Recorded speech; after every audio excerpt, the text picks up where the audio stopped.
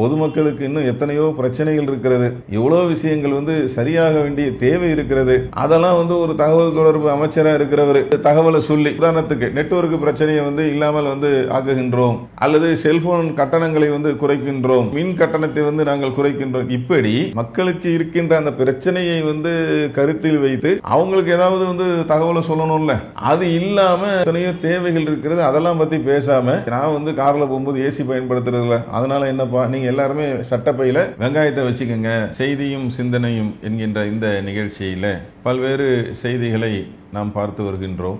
அந்த அடிப்படையில் இன்றைய தினம் நாம் பார்க்க இருக்கின்ற செய்தி சமூக வலைதளங்களில் விவாதமாக சென்று கொண்டிருக்கக்கூடிய ஒரு அரிய ஒரு தகவலாக ஒன்றிய அமைச்சர் சொன்ன அந்த செய்தியை நாம் பார்க்க இருக்கிறோம். யார் அந்த அமைச்சர், என்ன சொன்னார் என்று பார்த்தால், அடிக்கக்கூடிய இந்த கோடை வெயிலில் அவர் சொல்லக்கூடிய அந்த யோசனை என்பது மத்திய பிரதேச மாநிலத்தில் சிவபுரி என்கின்ற பகுதியில் நடைபெற்ற கூட்டத்தில் மத்திய ஒன்றிய அமைச்சர் ஜோதிராத்திய சிந்தியா என்று சொல்லக்கூடிய மத்திய தகவல் தொடர்பு அமைச்சராக இருக்கக்கூடிய இவர் பொதுக்கூட்டத்தில் பேசக்கூடிய அந்த சந்தர்ப்பத்தில் என்ன சொல்றார் அப்படின்னா, ஏசிலாம் வேண்டாம், ஏன்னா இப்ப கடுமையா வந்து வெயில் அடிக்குது இல்லைங்களா, ஏசிலாம் வந்து வேண்டாம், வெங்காயம் இருக்குல்ல அது கையில வந்து எடுத்து காட்டுறார், வெங்காயத்தை காட்டி இந்த வெங்காயத்தை நீங்கள் வைத்துக் கொண்டால் போதுமானது, ஏசி என்பதெல்லாம் வந்து தேவையில்லை என்று அவர் சொல்லுகிறார். पॉकेट में प्याज ले जाओ, कुछ नहीं होने वाला तुमको। आधुनिक युग में सभी डब्बे लेके घूम रहे हैं, संचार मंत्री प्याज लेके घूम रहे हैं. அப்ப இது பாத்தீங்க அப்படின்னா, இவரு ஒன்றிய அமைச்சராக இருக்கிறாரு, பாஜகவை சார்ந்தவராக இருக்கிறாரு. பாஜகவை சார்ந்த இந்த மாதிரி வந்து பொறுப்பில் இருக்கக்கூடியவர் இவர் தொலைத்தொடர்பு அமைச்சராக வந்து இருக்கிறாரு. ஆனா மக்கள்கிட்ட வந்து சொல்லும் போது இந்த மாதிரி என்ன செய்யறாங்க, சர்ச்சைக்குரிய ஒரு நூதனமாக யாருமே யோசிக்க முடியாத, வித்தியாசமாக ஏற்றுக்கொள்ள முடியாத இப்படி தான் வந்து சொல்றத நம்ம பார்க்கிறோம். முன்னாடி கொரோனா வந்துச்சு, அப்ப என்ன செஞ்சாங்க, நீங்க வந்து கவசம் வந்து அணியுங்கள், அதே போல நீங்க வந்து என்ன செய்யுங்க, இடைவெளி விட்டு செல்லுங்கள் என்றெல்லாம் என்ன செய்யறாங்க, மருத்துவ உலகம் பல விதமான அறிவுரைகளை வந்து மக்களுக்கு வந்து சொல்றாங்க. ஆனா அந்த நேரத்தில் ஒருத்தர் என்ன சொன்னார் அப்படின்னா, நீங்க வந்து கை தட்டுங்க, எப்படிதான் வந்து இவங்க ரூம் போட்டு யோசிக்கிறதுன்னு சொல்லுவாங்களா, அந்த மாதிரி இவங்க வந்து யோசிப்பாங்களா, இல்ல இது வந்து இந்த மாதிரி பாஜக காரங்களுக்கே வந்து சொந்தமான ஒன்றா, ஏன் வந்து இந்த மாதிரி ஆகுது, கொரோனால என்ன நடந்துச்சு அப்படின்னு எல்லாருக்குமே தெரியும். அந்த நேரத்தில் ஒருத்தர் சொல்றாரு, நீங்க வந்து என்ன செய்யுங்க, லைட்டை வந்து ஆஃப் பண்ணி போடுங்க, நீங்க வந்து பெல் அடிங்க, மணி அடிங்க அப்படின்றாரு, நீங்க கை தட்டுங்க அப்படின்றாரு. இதெல்லாம் வந்து பாருங்க, நாட்டு மக்களுக்கு சொல்லக்கூடிய செய்தியை பாருங்கள். இந்த நாட்டு மக்களுக்கு எத்தனையோ விஷயங்கள், எவ்வளோ தேவைகள் இருக்கிறது, எத்தனையோ தீர்க்கப்பட வேண்டிய பிரச்சனைகள் இருக்கிறது, அதையெல்லாம் பற்றி பேசாமல், அதையெல்லாம் பற்றி யோசிக்காமல் இந்த மாதிரி முக்கிய பொறுப்பில் வகிக்கக்கூடியவர்கள் இவங்க வந்து கேலியும் கிண்டலுமாக மக்கள் எல்லாம் வந்து நகைக்கக்கூடிய வகையில உங்களுடைய கருத்துக்கள் வந்து இருந்து கொண்டு இருக்கிறது. இன்னொருத்தர் என்ன சொல்றாங்கன்னா, நீங்க வந்து கோமியா குடிங்க, அது கேன்சரையே சரியாக்கிடும். இப்ப இவங்க அளவுல இவங்க நம்புறாங்கன்னு வைங்களேன். அவரு கூட சொல்றாப்புல, நான் வந்து காரில் போகும்போது ஏசியை நான் பயன்படுத்துவதில்லை, நான் வந்து எங்கள் வீட்டில் இருக்கும்போதும் நான் என்ன செய்யறதில்ல, ஏசியை பயன்படுத்தவில்லை. அது அவர் கருத்து. சரிப்பா, நீங்கள் ஏசியை பயன்படுத்தலை, நீங்கள் சட்டப்பையில வெங்காயத்தை வச்சுக்கிறீங்க அப்படின்னா அது ஓகே. உலகத்துக்கு சொல்லும்போது, மக்களுக்கு சொல்லும்போது அது சாத்தியமானு பார்க்கணும்ல. அவங்களுடைய கருத்து, அவங்க வந்து அதை நம்புறாங்க. நாங்கள் மாட்டு கோமியத்தை குடிச்சா கேன்சர் சரியாது, அது ஏன் நம்பிக்கை, நான் அதனால குடிப்பேன்னா அது அவங்களை சார்ந்தது. மக்களிடத்துல வந்து சொல்லும்போது ஒரு முக்கியமான வந்து பொறுப்பில் இருக்கக்கூடியவர்கள், மக்களால் கவனிக்கப்படக்கூடியவர்கள், அவங்களுடைய கருத்தை வந்து மக்கள் வந்து செவியேற்று என்ன சொல்றாங்க என்று கவனிக்கக்கூடிய இடத்தில் இருக்கக்கூடியவர்கள் அவங்க சொல்றாங்க. இது போன்ற தகவல்களை அவங்க சொல்றதை பார்க்கிறோம். அப்ப இதுல பல்வேறு கேள்வி வந்து மக்கள் வந்து எழுப்புகின்றார்கள். வெங்காயத்தால சரியாயிடும் அப்படின்னு சொன்னா இவர் அதைத்தானே சொல்றாரு, நான் ஏசியை பயன்படுத்துறது இல்ல. கேள்விகள் வந்து கடுமையான கேள்விகள், அதாவது வந்து ஏவுகணை போன்ற கேள்விகள் வந்து பாய்ந்து கொண்டு இருக்கிறது. அப்ப வந்து ஏசி சம்பந்தமான அந்த இதெல்லாம் எதுக்கு? இன்னும் சில பேர் பாத்தீங்கன்னா வந்து பாராளுமன்றத்துல வந்து நீங்க ஏசியை வந்து ஏன் பயன்படுத்தணும், அது தேவையில்லை தானே, நீங்க அங்க வந்து வெங்காய மூட்டையை வந்து வாங்கி நல்லா அடுக்குனீங்க அப்படின்னா இவர் கருத்து அதானே, வெங்காயம் தானே இல்லைன்றாரு, அது ஏசி தேவையில்லைன்றாருல, நீ வெங்காயத்தை வாங்கி அடுக்குனீங்க அப்படின்னா வெங்காய மூட்டைய அது வந்து சரியா போயிடுமே என்று வந்து என்ன செய்யறாங்க, கரண்ட் பில்லாவது மிச்சமாகுமே. அப்போ ஒட்டுமொத்தமாக இவங்களுடைய இந்த சிந்தனை, அவங்க நம்பக்கூடிய ஒரு விஷயம், அவங்களுக்கு எது சரியாக தோன்றுகிறதோ அதை மக்கள்கிட்ட வந்து அதை எடுத்து சொல்லி அதை பிரதிபலிச்சு மக்கள்கிட்ட வந்து கொண்டாந்து சேர்ப்பதற்கு என்ன செய்யறாங்க. உங்களுக்கு வெகுஜன மக்கள் வந்து இந்த கருத்தெல்லாம் வந்து சொல்லும் போது கேலியும் கிண்டலுமாக என்ன செய்யறாங்க. ஏன்னா இது ஏற்கத்தக்க கருத்து இல்லைங்க. வெங்காயம் போதும்னு சொல்லி ஒரு பொதுக்கூட்டத்தில் அது வந்து இந்த மாதிரி முக்கியமான ஒரு பதவி வகிக்கக்கூடிய ஒருத்தர் வந்து தொலைத்தொடர்பு ஒன்றிய அமைச்சராக இருக்கக்கூடியவர் சொல்லும் போது அப்ப இதுல நிறைய கேள்விகள் வந்து எழுகிறது. இவங்க வந்து யோசிக்கிறாங்களா, இல்ல வந்து யோசனை திறன் வந்து குறைந்து விட்டதா, மக்கள்கிட்ட என்ன சொல்றேன்னு அவங்களுக்கு வந்து தெரிகிறதா, ஏன் வந்து இந்த மாதிரி பண்றாங்க, இதனால வந்து சரியாயிடுமா, இப்ப வந்து இல்லைன்னா வந்து அதை சார்ந்த நிபுணர்கள் சொல்லணும். இப்ப நம்ம முன்னாடி என்ன கேள்வி எழுப்பணும் அப்படின்னா, கொரோனாவுக்கு கை தட்டினா சரியாயிடும், லைட் ஆஃப் பண்ணா சரியாயிடும் சொன்னாங்கல்ல, மருத்துவ உலகம் சொல்லட்டும், மருத்துவ உலகம் அது சொல்லணும். அவங்க வந்து இது ஈஸியான ட்ரீட்மெண்ட் ஆச்சு. அந்த காலகட்டத்தில் எத்தனை மருத்துவர்கள், எத்தனை செவிலியர்கள் எவ்வளவு கஷ்டப்பட்டாங்க. ஒட்டுமொத்த நிர்வாகமும் அரசாங்க கட்டமைப்பும் அதை வந்து எதிர்கொள்வதற்கு எவ்வளவு சிரமப்பட்டாங்க.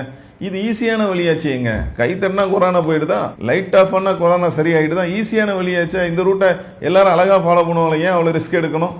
அது மாதிரி தான் இதுவும். வெங்காயம் வந்து வச்சா போதுமா, எல்லாம் சரியாயிடுமா, ஏசிலாம் வந்து வேண்டாமா சொல்லுங்க, மத்திய அரசாங்கம் தானே சொல்லுங்க.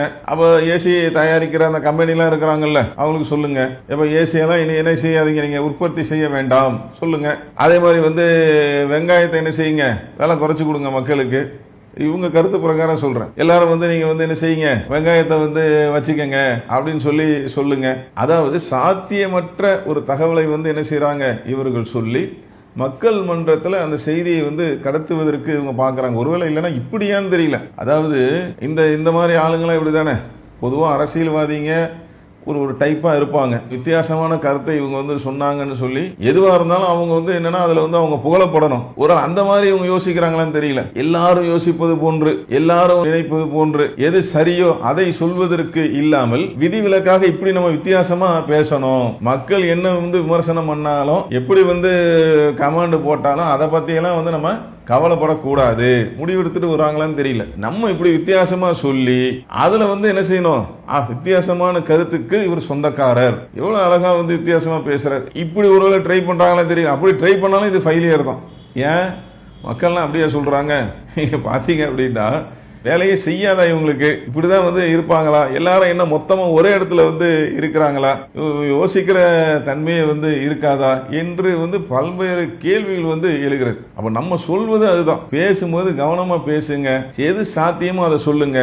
உங்க நம்பிக்கை அப்படின்னா உங்களோட அதை வந்து வச்சுக்கங்க. மக்கள் மன்றத்துல வரும்போது மக்கள்லாம் எதை ஏற்றுக்கொண்டார்களோ, அறிவியல் என்ன சொல்லுகிறதோ, மருத்துவம் என்ன சொல்லுகிறதோ, எது யதார்த்தமோ அதைத்தானே வந்து சொல்லணும். அப்ப அதற்கு மாற்றமாக சொல்லக்கூடிய நிலையை இவர்கள் வந்து என்ன செய்யணும், தவிர்க்க வேண்டும். அது இல்லாமங்க இன்னைக்கு நாட்டில் வந்து எவ்வளோ பிரச்சனைகள் இருக்கிறது. ஒரு பொதுக்கூட்டத்தில் மக்களுக்கு தகவலை சொல்றாரு, பொதுமக்களுக்கு இன்னும் எத்தனையோ பிரச்சனைகள் இருக்கிறது, எவ்வளோ விஷயங்கள் வந்து சரியாக வேண்டிய தேவை இருக்கிறது. அதெல்லாம் வந்து ஒரு தகவல் தொடர்பு அமைச்சராக இருக்கிறவர் தகவலை சொல்லி இதையெல்லாம் வந்து நாங்கள் என்ன செய்யறோம், உதாரணத்துக்கு நெட்வொர்க் பிரச்சனையை வந்து இல்லாமல் வந்து ஆக்குகின்றோம், அல்லது செல்போன் கட்டணங்களை வந்து குறைக்கின்றோம். இன்னைக்கு வந்து அதுல தானங்க இல்ல வந்து நாங்கள் முடிவெடுத்து இருக்கிறோம், மின் கட்டணத்தை வந்து நாங்கள் குறைக்கின்றோம். இப்படி மக்களுக்கு இருக்கின்ற அந்த பிரச்சனையை வந்து கருத்தில் வைத்து அவங்களுக்கு ஏதாவது வந்து தகவலை சொல்லணும்ல, அது இல்லாம எத்தனையோ தேவைகள் இருக்கிறது, அதெல்லாம் பத்தி பேசாம நான் வந்து கார்ல போகும்போது ஏசி பயன்படுத்துறதுல அதனால என்னப்பா, நீங்க எல்லாருமே சட்டப்பையில வெங்காயத்தை வச்சுக்கோங்க. இன்னும் பல பேர் கேட்கறாங்க, சட்டைனா வந்து பொதுவா தமிழ்ல சொல்லுவாங்க கால் சட்டை, மேல் சட்டை, கீழ் சட்டை அப்படிலாம் சொல்லுவாங்கல்ல. அப்போ எந்த சட்டையில வைக்கணும் அப்படின்லாம் வந்து கேட்கறாங்க. இது போன்ற கேள்விகள் எழுப்பக்கூடிய மக்களும் வந்து இருக்கத்தான் செய்கின்றார்கள்.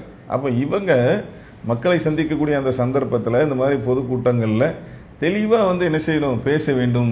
இப்படி வந்து இஷ்டத்துக்கு தன்னுடைய மனம் போன போக்கில் கொஞ்சம் கூட ஒரு சிந்தனை அற்றவர்களாக இது மாதிரி பேசுவதை என்ன செய்யணும், இவர்கள் தவிர்த்து கொள்ள வேண்டும். அதில் மிக கவனமாக என்ன சொன்னாலும் மக்கள் ஏற்றுக்குவாங்கன்னு ஒரு நம்பிக்கை உங்களுக்கு இருக்கான்னு தெரியலங்க. என்னதான் போய் வந்து நம்ம மக்கள் மன்றத்தில் சொன்னாலும் எப்படி இவ்வளவு தைரியமா பேசுறாங்கன்னு தெரிய மாட்டேங்குது. எப்படி வந்து இவங்க இந்த அளவுக்கு வந்து தைரியமாக மக்கள் மன்றத்தில் நின்று இந்த மாதிரி கருத்தெல்லாம் எப்படி சொல்றாங்கன்னு நமக்கு ஒன்றும் புரிய மாட்டேங்குது. அப்போ எதை சொன்னாலும் வந்து மக்கள் வந்து ஏற்றுக்கொள்வார்கள், மக்கள் அது சம்பந்தமா வந்து யோசிக்க மாட்டார்கள். அப்படி நினைத்தால் அது தவறு. அந்த கணக்கு வந்து முற்றிலும் தவறானது. அப்ப இவங்க தங்களுடைய நிலையை மாற்றிக்கொள்ள வேண்டும்.